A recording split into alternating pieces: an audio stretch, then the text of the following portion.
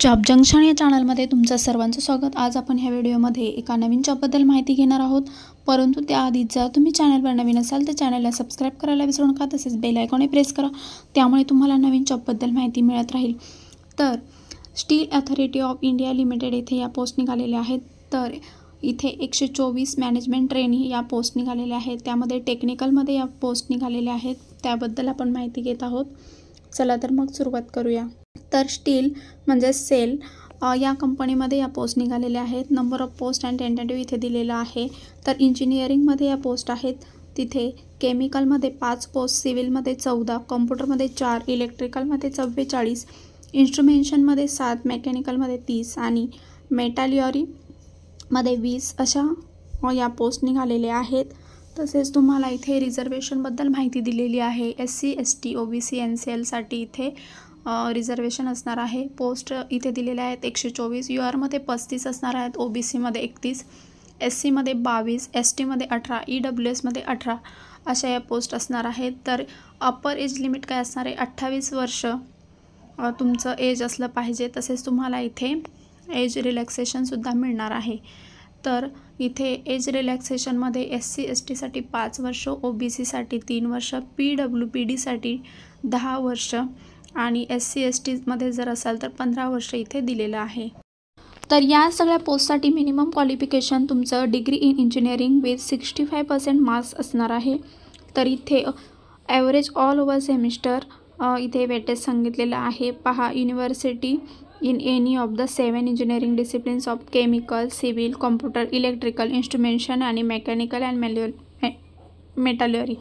तर याच्यामध्ये या टेक्निकलमध्ये मॅनेजमेंट ट्रेनीच्या या पोस्ट दिलेल्या आहेत। तर तुमचं एज्युकेशन काय लागणार आहे त्याबद्दल इथे माहिती दिलेली आहे।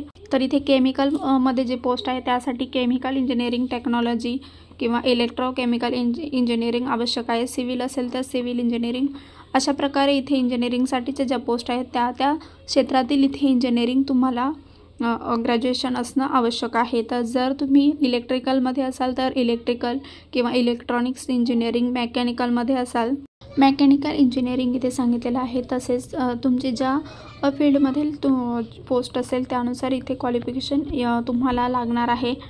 तर SC ST OBC NC साठी इथे ऑनलाईन ॲप्लिकेशन फॉर्म कसं त्याचं बेनिफिट्स वगैरे असणार आहे त्याबद्दल इथे माहिती दिलेली आहे। मेडिकल स्टँडर्ड्स काय असणार आहेत त्याबद्दल इथे माहिती दिलेली आहे। सिलेक्शन प्रोसेस जे होणार आहे ते ऑनलाईन एक्झामिनेशन असणार आहे। कॉम्प्युटर बेस CBT तुमची होणार आहे जानेवारी किंवा फेब्रुवारी 2026 मध्ये ही होणार आहे। तसेच त्यासाठी जी सेंटर्स असणार आहेत त्याबद्दल इथे माहिती दिलेली आहे, जसं दिल्ली NCR किंवा नवी मुंबई, मुंबई वगैरे। तर इथे सेंटरची नावे सुद्धा दिलेली आहे। त्यानंतर जर तुम्ही क्वालिफाय झाला तर तुमचं ग्रुप डिस्कशन आणि इंटरव्ह्यू असणार आहे। तसेच बायोमेट्रिक व्हेरिफिकेशन होणार आहे।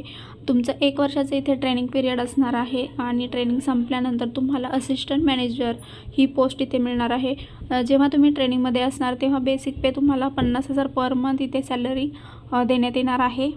तसेच असिस्टंट मॅनेजरसाठी इथे 60,000 ते 1,80,000 पर्यंत तुम्हाला बेसिक पे देण्यात येणार आहे।